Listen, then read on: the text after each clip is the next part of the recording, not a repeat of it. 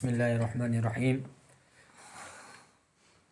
تختی نمبر 11 جزم سکون۔ سب سے پہلے جزم کی پہچان ہونا ضروری ہے بیٹا، اس لیے جزم کی پہچان کرائی جاتی ہے اور یہ ہدایت دی جاتی ہے کہ استاذ پہلے بچے کو جزم کی پہچان کرائے۔ تو جس حرف پر جزم ہو اس کو پچھلے والے حرف سے ملا کر پڑھے۔ جزم والے حرف کو ساکن کہتے ہیں، حمزہ ساکنہ کے پڑھنے میں جھٹکا ہوتا ہے۔ یہ جو تا کے اوپر چھوٹی سی ہلکی سی دال کا نشانہ نظر آ رہا ہے، اس پہ میں دائرہ بناتا ہوں، اس کو بولتے ہیں جزم۔ کیا بولتے ہیں؟ جزم۔ کیا بولتے ہیں؟ جزم۔ اس کا کام ہوتا ہے پچھلے والے حرف کو اپنے ساتھ ملانا ایک مرتبہ۔ کتنے مرتبہ؟ ایک مرتبہ۔ اور یہ تا کے اوپر ہے تو تا ساکن بنے گا، جزم والے حرف کو ساکن بولتے ہیں۔ اگر یہ عین کے اوپر ہے تو عین ساکن بنے گی، اگر یہ قاف کے اوپر ہے تو قاف ساکن بنے گی، اگر فا کے اوپر جزم ہے تو فا ساکن بنے گی، اور اگر حمزہ کے اوپر جزم ہے تو حمزہ ساکنہ بنے گی۔ حمزہ ساکنہ کے پڑھنے میں ہلکا سا جھٹکا ہوتا ہے۔ بہرحال یہ نون پیش نو شین زیر شین نوشی را تا زبر رت، تا ساکن ہوگی، تا پر جزم آگی تو نوشیرت۔ اب آگے چلتے ہیں، پچھلے والے حرف کو اپنے ساتھ ملایا اس نے ایک مرتبہ اور جلدی پڑھا جاتا ہے، اس میں کوئی مد وغیرہ تو جی نہ حمزہ ساکنہ آپ ہم پڑھیں گے، جیم حمزہ زیر جی ہلکا سا چٹکا، نون علی زبر نہ، جی نہ۔ اسی طرح بئس یؤتون یأمرون۔ ٹھیک ہے بیٹا؟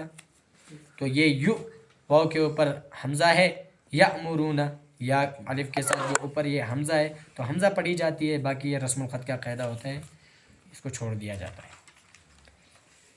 تو یہ تو مختصر سا سبق تھا اس میں۔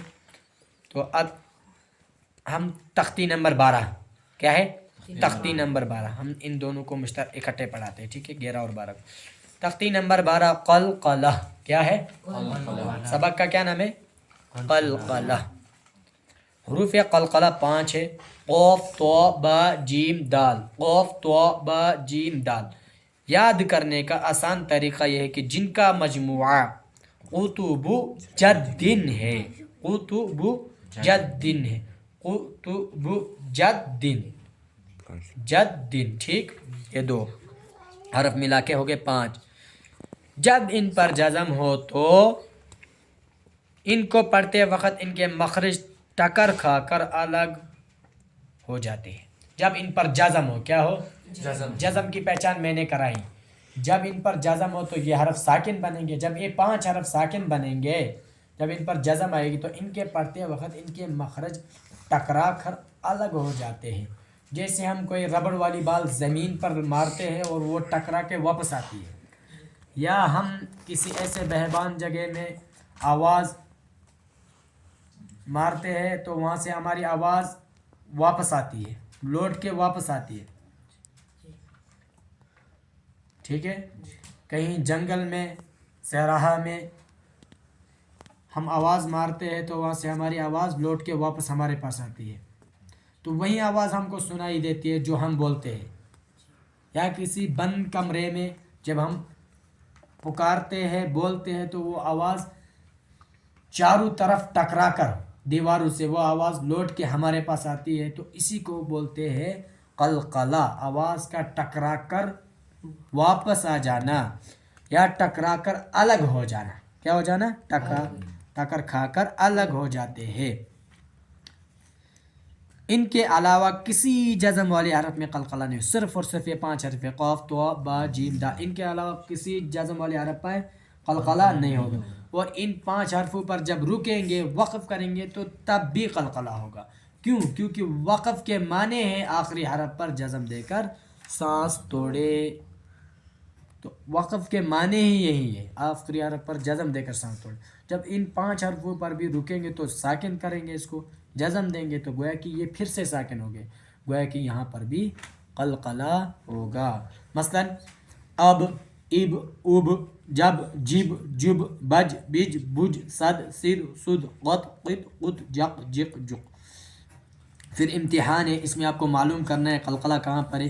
بس کی جع صد غل تج وحسب اہنس لق جل. پھر آگے پھر اس میں امتحان یجعل معلوم کرنا ہے قلقلہ کہاں پہ ہوگا. لقد دال میں قلقلہ ہوگا.